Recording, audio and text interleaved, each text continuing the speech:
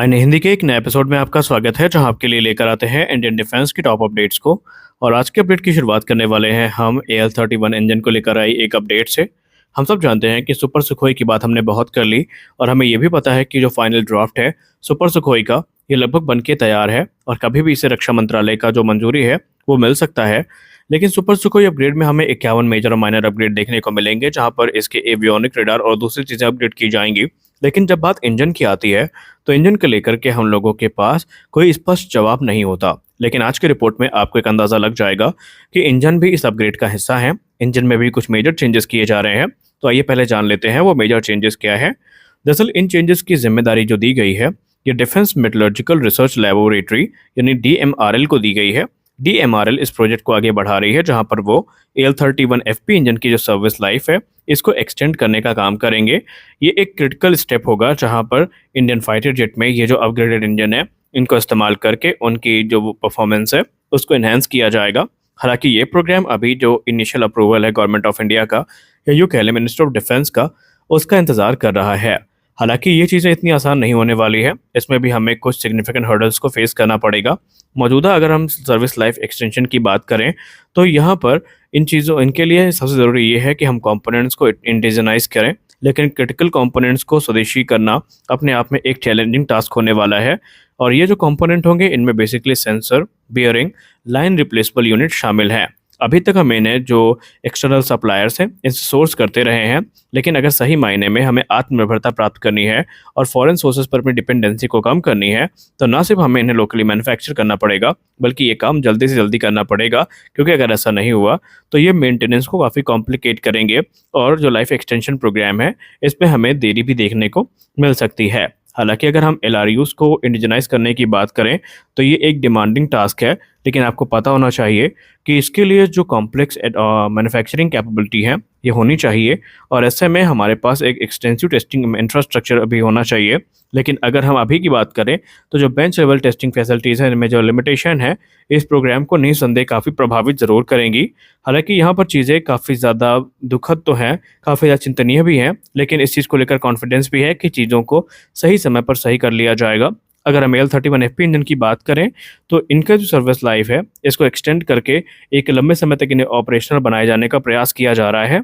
हालांकि इसमें जो भारतीय कंपनियां हैं जिसमें गैस टरबाइन रिसर्च एस्टेब्लिशमेंट है और दूसरी संगत संस्थाएं हैं इनका सहयोग भी लिया जाएगा। अब आपको बता दें कि काफ़ी लोग ये सोचेंगे कि अगर ये प्रोग्राम इतना ही महत्वपूर्ण है तो हम लोग रूस से सहयोग क्यों नहीं ले लेते, क्योंकि रूस तो जाहिर सी बात है इसमें सहयोग करने के लिए तैयार होगा। तो आपको बताते चलें कि ऑलरेडी रूस ने इसमें अपने हाथ खड़े कर लिए हैं। रूस ने कहा है कि जो इश्यूज अभी तक भारतीय वायुसेना की तरफ से इसको लेकर उठाए गए हैं उनको रेक्टिफाई कर पाना थोड़ा मुश्किल है।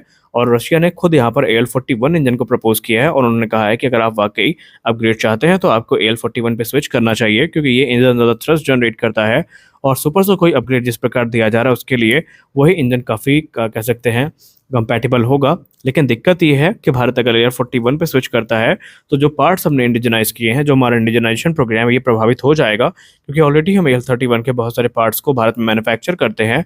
और अगर हमने AL-41 को स्विच किया तो फिर से हमें शुरुआती तौर पर ये काम करना शुरू करना पड़ेगा और हमें पार्ट्स के लिए रशिया का मुंह ताकना पड़ेगा। और हम सब अच्छे से जानते हैं कि इस समय स्पेयर पार्ट्स हो या रक्षा उपकरण हो दोनों को डिलीवर करने में सही समय पर वो असमर्थ है। और यही कारण है कि ये सारा काम भारत में किया जा रहा है और शीघ्र अतिशीघ्र इसको पूर्ण करने का प्रयास भी किया जाएगा।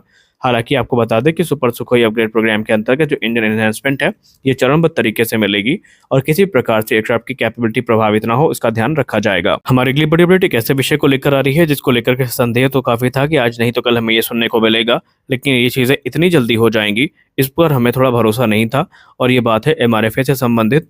आप सब जानते हैं कि MRFA के अंतर्गत जो राफेल नहीं कोई भी फाइटर एयरक्राफ्ट अगर सेलेक्ट किया जाता है तो उसका निर्माण भारत में किया जाएगा और मेक इन इंडिया क्लॉज को काफ़ी गंभीरता के साथ यहाँ पर शामिल किया गया है। लेकिन अब यही क्लॉज एक बड़ी दिक्कत का सबब बनने वाला है, क्योंकि यहाँ पर पहले साब ग्रिपेन पहली कंपनी थी जिसने इंडिपेंडेंट मैन्युफैक्चरिंग लाइन को कंट्रोल करने की बात करी थी और उनके नक्शे कदम पर अब डसाल्ट एविएशन भी चल चुकी है। डसाल्ट एविएशन जो कि फ्रांस की मैन्युफैक्चरर है जो कि राफेल फाइटर्स का निर्माण करती है, उनके तरफ से ये स्पष्ट कर दिया गया है कि वो जो लोकल मैन्युफैक्चरिंग है उस पर अपना टोटल कंट्रोल चाहते हैं। जी हाँ, जो इंडियन सब्सिडायरी के साथ मिल करके लोकल मैन्युफैक्चरिंग शुरू करनी है उस पर वो टोटल कंट्रोल चाहते हैं और इंडिपेंडेंटली काम करना चाहते हैं और इसके लिए बाकायदा उन्होंने बातचीत भी करनी शुरू कर दी है। लेकिन बड़ी बात यह है कि अब एमआरएफए में हिंदुस्तान एरोनॉटिक्स लिमिटेड की भी एंट्री हो चुकी है।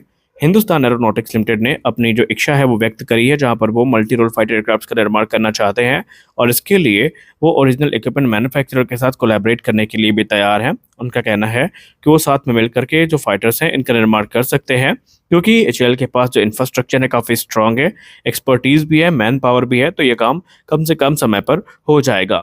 लेकिन यहाँ पर डसाल्ट एविएशन, जिसके राफेल फाइटर को फ्रंट रनर माना जा रहा है, वो अब एचएएल के सामने है और वो इंडिपेंडेंटली काम करना चाहते हैं। वहीं इसके उलट अगर हम बात करें तो कुछ कंपनियां ऐसी हैं जिन्होंने स्पष्ट समर्थन जो हिंदुस्तान एरोनॉटिक्स लिमिटेड है उनको दे दिया है। इसमें सबसे बड़ा नाम सामने आ रहा है बोइंग का, जहाँ पर बोइंग ने स्पष्ट कर दिया है कि F-15EX फाइटर एयरक्राफ्ट हो या फिर F-18 सुपर हॉर्नेट हो, जो उनके तरफ से ऑफर किए गए हैं, उन्हें कोई आपत्ति नहीं है। अगर एचएएल चाहती है इस एयरक्राफ्ट का निर्माण उनके साथ करना तो वो इसके लिए तैयार हैं।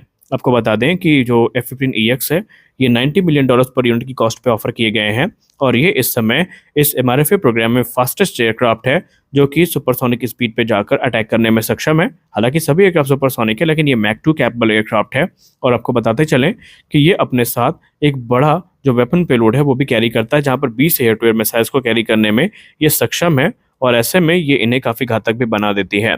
इसके अलावा अगर हम बात करें तो जो रोस्टेक कॉर्पोरेशन है, इन्होंने सहमति व्यक्त कर दी है, जहां पर इन्होंने कहा है कि मिग 35 हो या फिर SU-35 हो, इनमें से कोई भी एयरक्राफ्ट अगर भारत के द्वारा सेलेक्ट किए जाते हैं तो वो इसका निर्माण भारत में करने के लिए तैयार है और इसके लिए वो एचएएल के साथ कोलैबोरेट करके जो प्रोग्राम है उसको आगे बढ़ाएंगे। आपको बता दें कि रोस्टेक का जो अभी तक अनुभव रहा है भारत के साथ ये काफ़ी बढ़िया रहा है, क्योंकि Bharat already Sukhoi 30 MKI fighter aircraft को लाइसेंस मैन्युफैक्चर करता था नासिक प्रोडक्शन लाइन में और ऐसे में अगर इनमें से कोई भी एयरक्राफ्ट सेलेक्ट किया जाता है तो एचएएल अपने प्रोडक्शन लाइन का इस्तेमाल करके इनका मैन्युफैक्चर कर सकती है।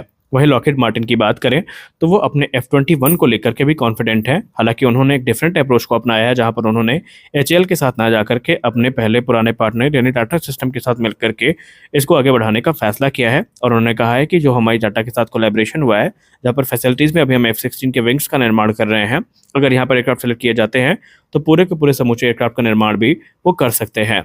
यानी अब एमआरएफए प्रोग्राम में कंपटीशन लगातार तेज होता जा रहा है और भारतीय वायुसेना ने स्पष्ट कर दिया है कि अतिशीघ्र वो जो एक्सेप्टेंस ऑफ नेसेसिटी है ये प्राप्त करने का प्रयास कर रहे हैं और माना जा रहा है कि इस वर्ष के अंत तक ये मिल भी जाएगा और उसके बाद तुरंत जो रिक्वेस्ट फॉर प्रपोजल है ये इशू किया जाएगा और उस रिक्वेस्ट फॉर प्रपोजल के आधार पर जो विनर है इनको सेलेक्ट किया जाएगा।